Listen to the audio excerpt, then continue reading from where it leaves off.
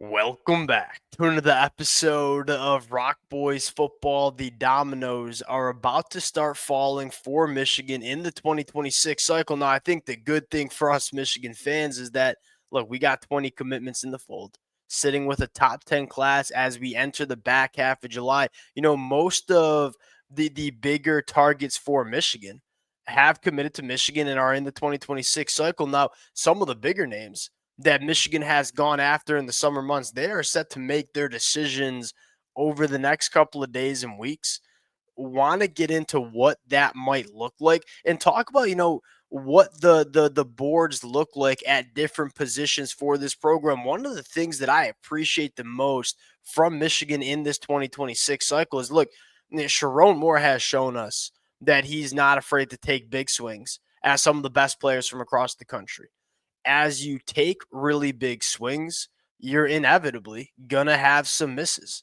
Now, I think the most important conversation to have with those misses is, hey, do you have a plan in place? If you miss on your number one target, do you have other names that you think you can go out and land in the 2026 cycle? I feel like Michigan's done a really good job setting themselves up for success even if they miss on some of the bigger names on their board. Now, to be fair, Michigan has not missed very much, so we haven't really seen them have to go to plan B. But there are a few names that I think we should monitor as well over the next couple of weeks as the decisions start to come in for some of these names. I think the other thing that I think Michigan fans, at least I kind of take a little bit of comfort in, is that, Sherrone Moore has shown us during his short tenure as Michigan's head man that he's not afraid to go to the portal to address positions that maybe Michigan missed out on the high school ranks. I look at what he did with the defensive line with guys like Trey Williams and Demond Payne. I look at what he did with Justice Haynes coming from Alabama. We know that the transfer portal is going to be a tool that's there that, hey, if we take some big swings at the high school level, and we miss on some of those big swings, look, we can go to the portal and probably address some of those position groups as well. Now, the positions you can't go to the portal to address, I think Michigan's done a really good job getting them at the high school ranks. We're going to start with the linebacker board that has lived rent free in my head all cycle. Look, I'm a monster fan of what Michigan has done on the recruiting trail. Love the offensive line class, probably the best defensive line class in the country. The linebacker position's been a little bit of a mystery throughout the last couple of months. Well, we're starting to get a little bit more clarity. So we'll start there, kind of work our way down the board. I also want to touch on some players that have shot up the rankings over the last couple of days as well. Before we get into it, as always, to the Michigan fans, appreciate you guys. It has been a blast talking this program on the recruiting trail. The amount of support's been amazing. Appreciate you guys as y'all do. If y'all do enjoy the content, consider subscribing to the channel. We will break down the commitments as they come in. Without further ado, let's get into it. Let's start with this linebacker board. And look, I see you guys in the comments section, many of y'all probably in the same position I am, and that is just a little bit of a lack of clarity, a little bit of a confusion in terms of who are the names that Michigan values the most. Now, the real domino here is Nick Abrams. I personally, it's my favorite linebacker that's on Michigan's board. He is set to make his decision tomorrow afternoon. Finalists, I think it's Georgia, Oregon, with Michigan running in the third spot. Now, I say that with also the idea in mind that I think Michigan is in this recruitment. And there's a very good chance that if Sherrone Moore and Brian G. Marie want to go land Nick Abrams, I think they're going to have the capability of doing it. That's one of the things that I think all of us Michigan fans are starting to understand a little bit more. Go back 5 years ago, some of these high profile recruiting battles, you didn't always have a ton of optimism. I think with this new era of Michigan on the recruiting trail, think a guy like Malachi Lee. Think a guy like Titan Davis, where you're going head to head with a team like Texas for Malachi Lee, a team like Georgia for Malachi Lee, going head to head with a team like Alabama for Titan Davis. There's a little bit more confidence that Michigan can get these recruiting battles done.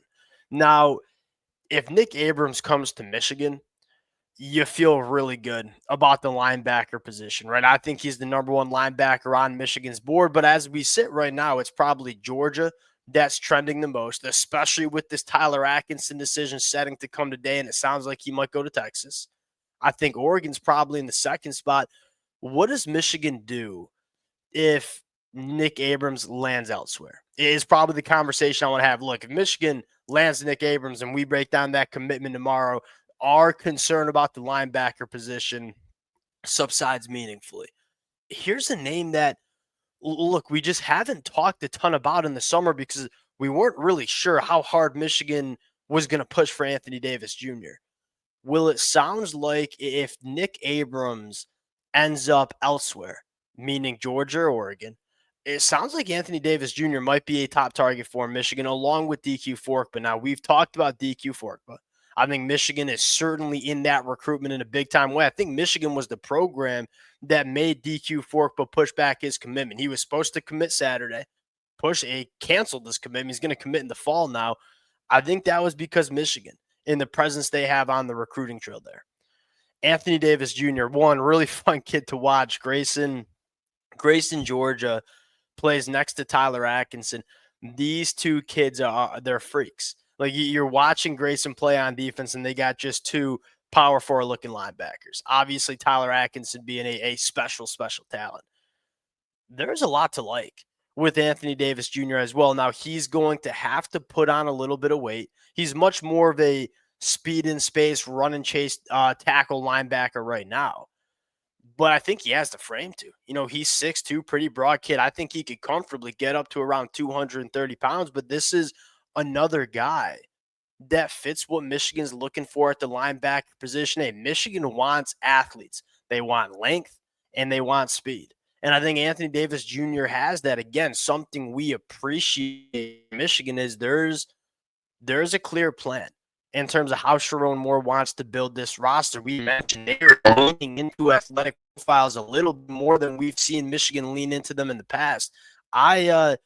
If Michigan misses on Nick Abrams and they end up landing DQ Forkba and Anthony Davis Jr., I don't know if it's ideal because I'm a big fan of Nick Abrams. I think if we're Michigan fans, we feel pretty good about that linebacker haul, especially with Markel Dabney kind of just being a wild card. Not really sure what it's going to look like. But I think if you do miss on Nick Abrams, you probably want to try to take both DQ Forkba and Anthony Davis Jr. because, again, Markel Dabney is a guy that we don't necessarily know what we're going to get from him at the off-ball linebacker position because he hasn't really played linebacker at the high school ranks. Really interested to see what his senior year tape looks like, especially at the linebacker position. We'll see how the dominoes fall. If Nick Abrams ends up elsewhere, it would sting for us Michigan fans, but I do think there's a pretty clear plan in place in terms of where we're going if we don't land Nick Abrams. Defensive line board, another really interesting conversation. Now, Michigan is shot up for Deuce Geralds. Now, you look at the edge position, we done, right? I mean, you look at those four guys committed. I think there's some flexibility with some of them, but that is the best edge class. It's the best defensive line class that I think you see in the country. I think Michigan probably wants to land one more big body in the middle of the defensive line. Now, Deuce Geralds is the name to monitor. I think he's the best player left on Michigan's board as it pertains to the defensive line position. Well, Michigan's running two there to Oregon. He's committing August 2nd.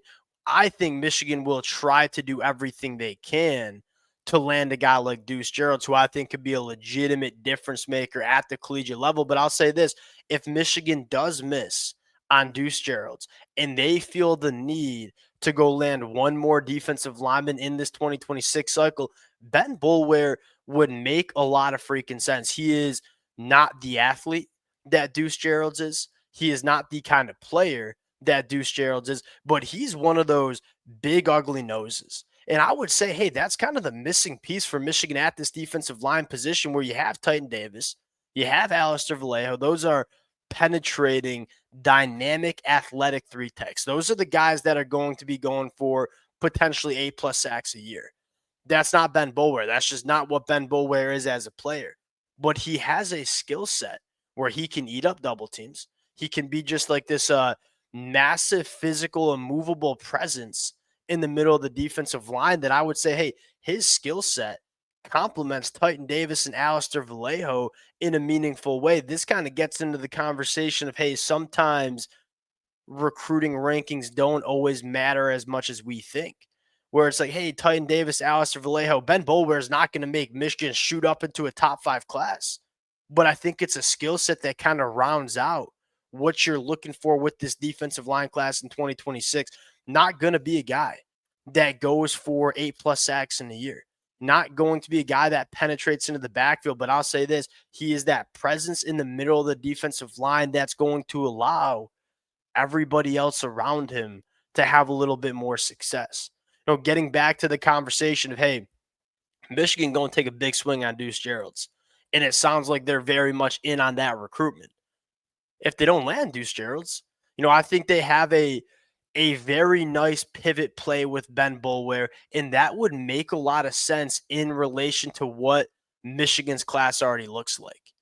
Number 3, filling out the secondary. The last conversation. Look, Savion Hyder at running back, that is the only position where I feel like Michigan doesn't really have a pivot plan. They landed Jonathan Brown. That's kind of their pivot plan right now. And now, if Michigan doesn't land Savion Hyder, does do they pivot to another running back in the class? Yeah, they very well could. But as it sits right now, it's like they ain't no backup plan. It's Savion or bust. And that's why I have so much confidence that Michigan's going to get that one done. They are pushing all their eggs into that basket, and they probably feel pretty dang confident they can get it done.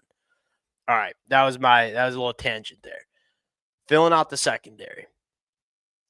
We'll see how it looks. Blake Stewart, we can take off the board. He committed to Clemson. Actually, we're going to do that right now, just so we're pretty clear on where we sit. That messes up our chart here. Going back to our chart. So Blake Stewart off the board. The number one target is Devon Benjamin, and it sounds like Michigan's got a very good chance at Devon Benjamin. Look, I love him. He's the number one cornerback according to Rivals. I think he's a guy that can play all 5 positions in the back end. He's one of those guys that allows you to maybe not take a super big class because you can be creative with how you want to use them.